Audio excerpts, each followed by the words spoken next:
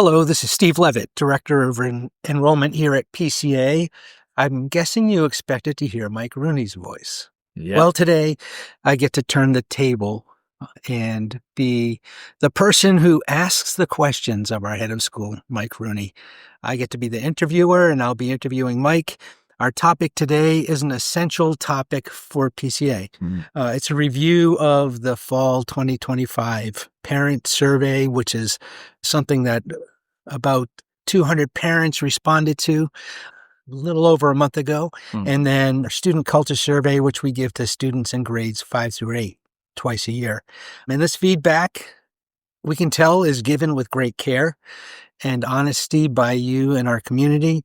And it's truly a gift that guides us as we think about the future and planning and changes that we can explore for the school. So I'm joined by Mike Runey, our head of school, and thank you for taking the time for this conversation. Well, Steve, it's great to flip the script. So thank you in terms of the interviewer and interviewee. So thanks. Yeah. So before we get started on the topic, Okay. would you be able to share an update on how you are doing given the outcome of your surgery in late October? Yeah. So thanks for asking. I'll keep it short. The short answer is I'm well on my way to recovery. I have lost, and from human perspective, permanently lost eyesight in my left eye. The good news is God gave me a brain and a body that can adapt to that. I'm in the middle of that transition in terms of how the brain is rewiring and my adaptation. But it's going well. I'm getting therapy. The doctors are saying overall I'm healthy, and I'm grateful for that. So I'm really looking forward to continuing to step back into school life more fully. Great. All right. So we have our topic today. Yeah, we sure do. It's an important one. You and I have been talking about it quite a bit over the last few days. So I'm really looking forward to diving in. All right. So let's start with the areas where our mission at PCA is clearly succeeding. Okay. The overall message to leadership and all of our team here at PCA highlights that the school's greatest strength is its relational, Christ-centered, and nurturing culture. What data confirms that powerful foundation? Yeah, so the responses coming out of, as you said, Steve, the parents and the students really affirm the value of our faculty. It is our faculty, our teachers, are the most significant and consistent positive trend across every division of the school, from pre-cap through the upper school. Parents, you universally praise the exceptional faculty commitment and the relationships that they have with your children as people. So this commitment really extends beyond academics. Almost 90%, 87% of the middle school students said that they believe that their teachers work every day to help them become better, more ethical people. I think that's really significant. And in the upper school, that figure is 76%. Now, I don't know about you, that may sound like it's a little bit off or low, but when you consider the benchmark, and Steve, you may be able to expound on this a bit more, consider the benchmark's 50% for independent schools. Right. Yeah, so independent school management produces the school culture survey that we've been using for a number of years, and it's a very rigorous benchmark. They want us to be at 50% of students answering questions in a very specific way. Right. And so any number that we talk about in terms of student culture today, for you listeners, anything that's higher than 50% is actually meeting the benchmark. And that benchmark, yes, and that's independent school. These are some of the best schools in the country, like ours. Yeah. Right. And, students feel that care directly. In middle school, 88% of our students felt that it was obvious that their teachers really want them to do well in school and out of school. And parents tell us that, this environment, this culture that we've created is warm, welcoming, safe, and loving. Yeah, I think this is really important, Steve, and for moms and dads, even students, that this commitment to safety, this is emotional, physical, relational, spiritual, is really strong. 84% of all students report that they feel safe, like regularly. And don't get me wrong, I care about that other 16% that don't, but this is remarkable in this environment, in the world that we live in. We aim, and you see it and you feel it, that PCA seeks to be, and for the vast majority of the time is, a Christ-centered environment. Our foundation, this is the foundation upon which everything else must be built. So I'm just very grateful that, that your kids see that and that you see that. We work really hard to build this. Yeah, and our students are really proud of the school as well, proud to be part of such a school. One thing that I like to acknowledge is that the impressions about our mission and core relationship strength is that this is seen throughout all levels of the school. Yeah. I love that. It's an important part of who we are, but the survey results actually go beyond this strong point. So we really need to turn to some of the primary challenges that are identified through the surveys. And frankly, most of this comes through your parents' verbatim qualitative responses, the words that you wrote in response to how well we're doing and how we're doing well and where we need improvement. Yeah. And a lot of these thoughts that are going to come out really middle school and up, not so much in the lower school or in the preschool. Mm-hmm. So parents cite a lack of high academic rigor, noting that academic teaching rigor is the single most important area of improvement. And that's compounded by an issue of a lack of qualified faculty in our STEM program. What are the most urgent academic areas identified for systemic review? Yeah, it's a really good question. And I think one of the things that I've wrestled with just a little bit is that I see through the long-term data over the last several years just how your kids have grown relative to the rest of the country, right? And I just want to acknowledge that while that is in fact true, and it's pretty amazing of what's happened consistently across, there are some areas that we really need to work on. We have been working on them, but you have made it clear. And so when we compiled, Stephen gave me the data, it really points to significant stress in our technical departments, in particular, the higher level STEM courses. The math and physics programs in particular have needed improvement. We've been working on it. You continue to affirm that. And really finding excellent Christian, highly skilled, culturally aligned mathematicians and scientists for your kids is the challenge. And we hear even these words from our other upper school students. And so, they often sometimes feel at the higher ends in particular that they're left to teach themselves. And that's clearly not the model that we want. It is challenging at the upper levels, but we owe them some really good high-level teaching. And I know we're committed to do that, but we hear you. The upper school science classes, relying on Ethos, specifically in physics, AP Physics, which I'm personally involved in this year, really need to be in person. And I can validate that being in the classroom with a really solid program. I just want to make sure that you know that you're heard as a community on this, and you have my commitment with a bunch of other folks to work on it. One of the things I want to just let you all know is that not only are we committed to continue to seek and find and call great scientists and mathematicians to our school, but we have now recruited or enlisted 2 recruiting firms, one full on as our primary recruiting firm. They're a national firm, strong Christian alignment, work with schools, have a whole division that works with schools. We've also partnered with another one, and we've worked through the non-compete side. Just so you guys know, if you're in that world, there's some non-compete issues that are going on to allow us to have access to their community as well. And so that does not take the responsibility for PCA to find those. Ultimately, these are our selections. We just have enlisted further help to bring excellent teachers to our STEM program in particular. I just want to make one comment, Steve, if I could, about Ethos. Sure. Yeah. Yeah. So for the upper school families, especially for the those that have kids at AP Calc and Physics and AP Physics, we partner with a school out of Atlanta called Ethos. And while the in-person experience that we want to give is not there yet, this program is really academically strong. And it's a benchmark. Well, one of the reasons we partner with Ethos, and they're out of Greater Atlanta Christian, is they are strongly benchmarked and have a strong track record. So internally, this has helped us step up the quality of the program. And I just want to let moms and dads who have kids in those programs know your kids are performing. It's challenging, but they're performing at a really strong benchmark, and it pushes us as a school internally to create those benchmarks internally. So in a way, this has been a good thing. Yeah, I think so. Overall, it's not been easy, right? And it's not the long-term ideal, but it's been good, right? All right. Well, beyond staffing, Mike, parents note the lack of clarity around grading. So only 53% of upper school students feel that the grades they received were exactly the grades they earned.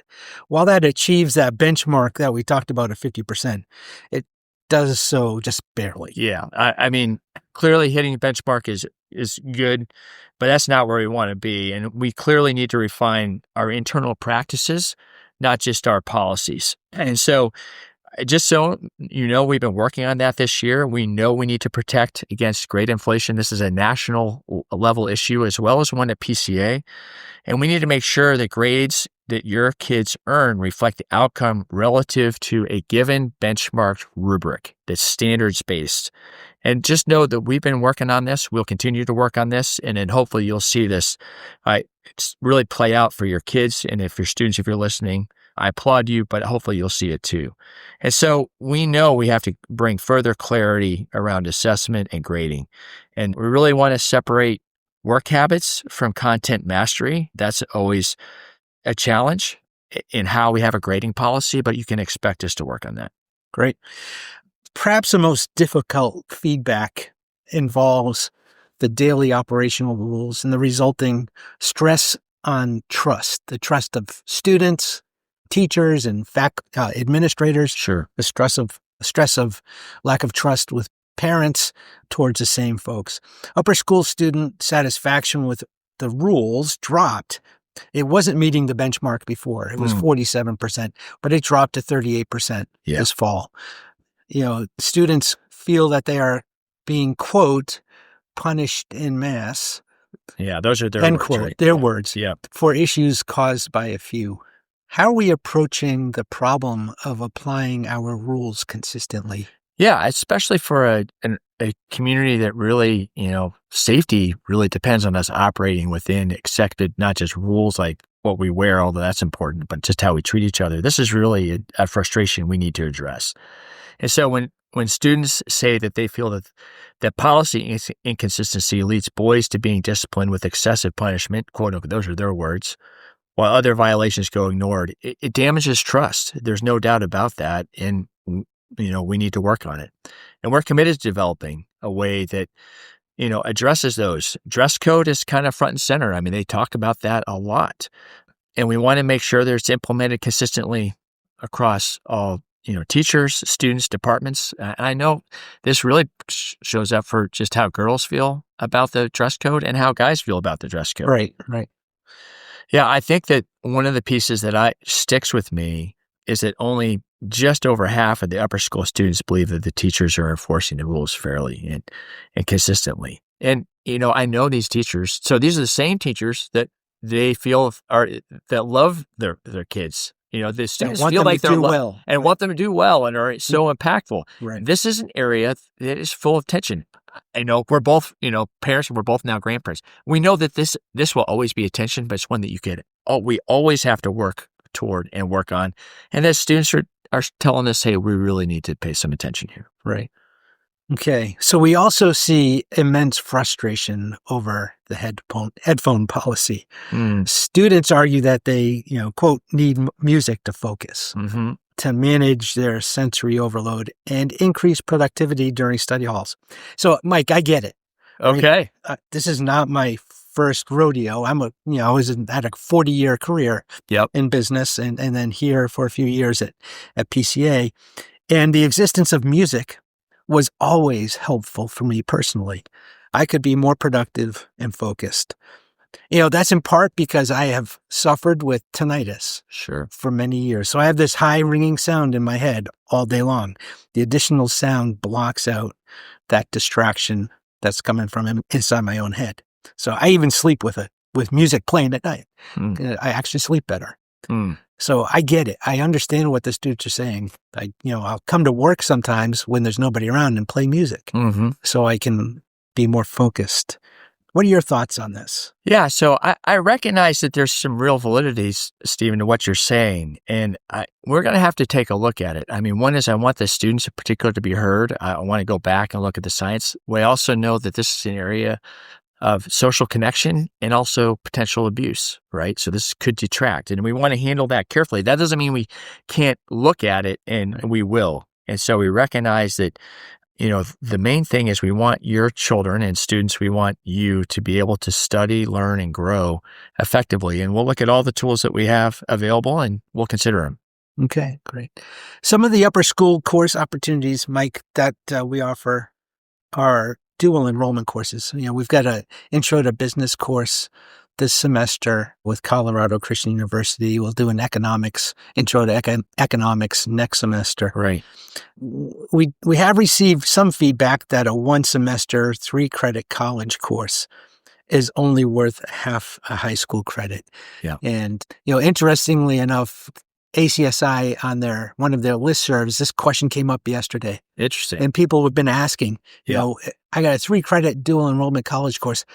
How many credits should we be giving for high school for that course? And, there's varying opinions about that. And actually some states have mandated certain criteria. So what should a dual enrollment college course be worth for high school credit? We obviously want to see our students do well in dual enrollment courses.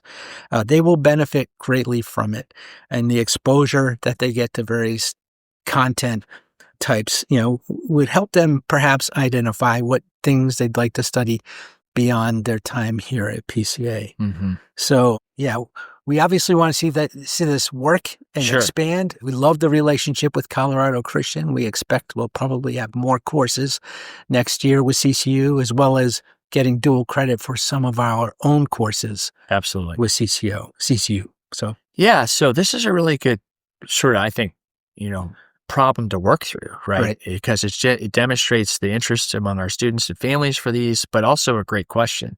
And I think what served us well in the past may not be serving us well going forward. And really, having taught at the undergraduate level, I think one of the big differences that we have not necessarily fully considered yet is the pacing that the CCU or the college level courses go through typically compared to what we take your kids through. So yes, there's a degree of difficulty. There's also a pacing piece that really gets to the credit. And I think that we need to relook that, and we will. Yeah. I remember a few years ago, Mike, we had some students taking Calculus 1 with Grove City College. Absolutely. They sure did. And that was a 1-year high school course taught in 1 semester. Yeah, we experienced when we took Calc in college. Right. Yeah. Well, I never took Calc in college. You did, yeah. No, I had to. So, yeah. All right. Well, fair. Yeah. But we'll definitely relook that. And I just, last one, I just applaud, there are some really good collegiate partners coming forward to meet your kids, to help them not only capture their curiosity and interest and help explore their calling, but really to do it well. And we've been encouraged greatly by Colorado Christian University's partnership. Absolutely. Just turning to the last real section here, thinking about well-being, culture, and movement. The surveys point to a significant need for student well-being and behavioral culture support. So we've read about reports of bullying going unnoticed in the middle school, concerns that staff are not fully equipped to handle the complexities of middle school social issues, things like that. What steps are we developing to support our students emotionally? Yeah, I think, the first is every day, and how we even just set up the classroom is really to help them come into an environment with a bunch of other people from different backgrounds and sort of set that. So the teachers work hard to do that every day. That being said, I do want to acknowledge that, we are humans, and there's a real need, increasing need in society. We see it to meet that. I think one of the things that I hear frequently and specifically is that we need to have Christian counseling in the school. And I'm just going to say at this point, for a couple of reasons, I don't think this is the school's role. We are a school. We provide that what I call first level day-to-day support.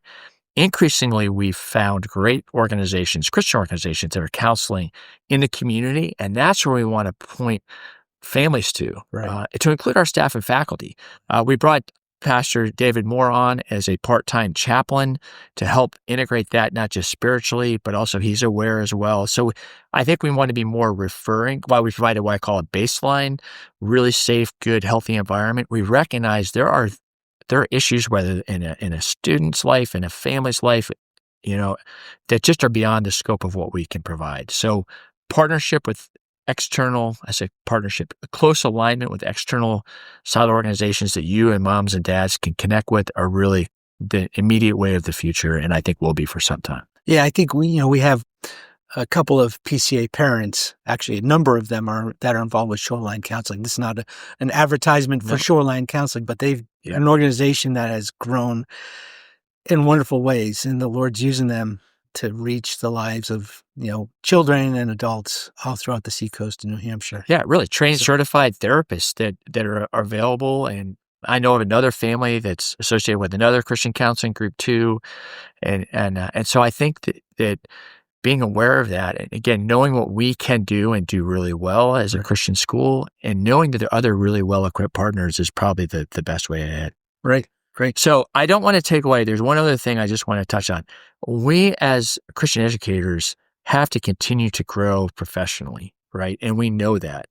We know that the social emotional learning as it develops, as your kids go through, early childhood to adolescence to late adolescence and early adulthood, those are significant shifts, and we have to stay updated with that. We have to identify how we work with kids who have experienced different forms of trauma. We know we need to continue with conflict resolution. I mean, when the upper school students, this is not an ISM benchmark. This is not a benchmark. One we added on is, how well do you you and your peers seek to resolve conflict in a biblical manner? I mean, we just hit the benchmark. Clearly areas that we can work on to help your kids be better equipped. So we do that through our own professional growth. We're committed to doing that. Great. Finally, middle and lower school parents, back to lower school a little bit here. Yeah. Consistently ask for more time to play. Absolutely. Suggesting 5 to 10 more minutes of recess, less sitting time. Yeah. There's a really good point here. And I want to just applaud the team that has been working long-term, led by Carrie Abood and Daphne Corso and others, to really integrate play into the growth and development of your children. And hopefully you saw the video yesterday is the Eagle's Nest Playground is now officially open, and your kids are really going to be able to do that. I think addressing time, those are things I'll trust to Carrie and Daphne to relook in the scope of the school year. But I think that the way that Eagle's Nest was designed was largely to address some of what you're seeing. We'd love to see you moms and dads get a sense of what's going on that playground and how it was designed that way. But I think that we just acknowledge that movement is not just movement. It really affects their neurological systems, and we get that. Yeah. All right. We're coming close to the end here. Yep. I think, the kind of back to the beginning, the whole review that we've done, the parent survey, the student culture survey, it does reveal a community that's proud of the commitment of the team. Back to some numbers, 75% of all students are proud of PCA. Remember that benchmark is 50%. Yeah. But clearly there's some structural integrity that we need to continue to work on. Absolutely. Yeah, I really think that's a great summary. I mean, one of the things that I see it throughout the school is just your kids not only being a part of community, but really grateful to be a part of it. I mean, another thing we didn't bring up here, but I was struck by how many of your kids would want to come back to PCA given the option again. But I also want to acknowledge and affirm that we are committed to improving and shoring up areas that we're not as strong in as we need to be. And, that goes on all the topics we covered. So I just want to thank you, moms and dads and students, for taking the time to thoughtfully help us grow as a school, for being involved. And I'm really grateful for all of you, and really to the staff and faculty who is committed to this every day, this being your growth, your flourishing, not just individually and as families, but as a whole community. I do have one call to action. So moms and dads and listeners, I really ask you to pray and to even look for a really good fit scientists and mathematicians who could be involved in our school. Pray for these recruiting firms, and I'll share those with you later, who we've hired to assist us in hiring these. I mean, we're looking nationally, and we may need some real help in this. And so we want to see people who are called, who are really skilled, who have experience. We know this is a nationwide problem. And just because it's a problem, I just want you to hear that we are committed as a community to fill this critical gap. And we look forward to seeing how this is going to play out. Great. Thank you, Mike. Thank you for your transparency in all this. I know I and many others will continue to pray for you as you adjust to your new normal, while we also boldly pray for a miracle of recovery of sight. So thank you, listeners. Thank you for your feedback. Thank you for taking the time and telling us what's on your heart. And I trust that you feel heard coming out of this podcast. And thank you for listening all the way to the end today. Absolutely. And as we like to say, we'll see you on campus soon. All right.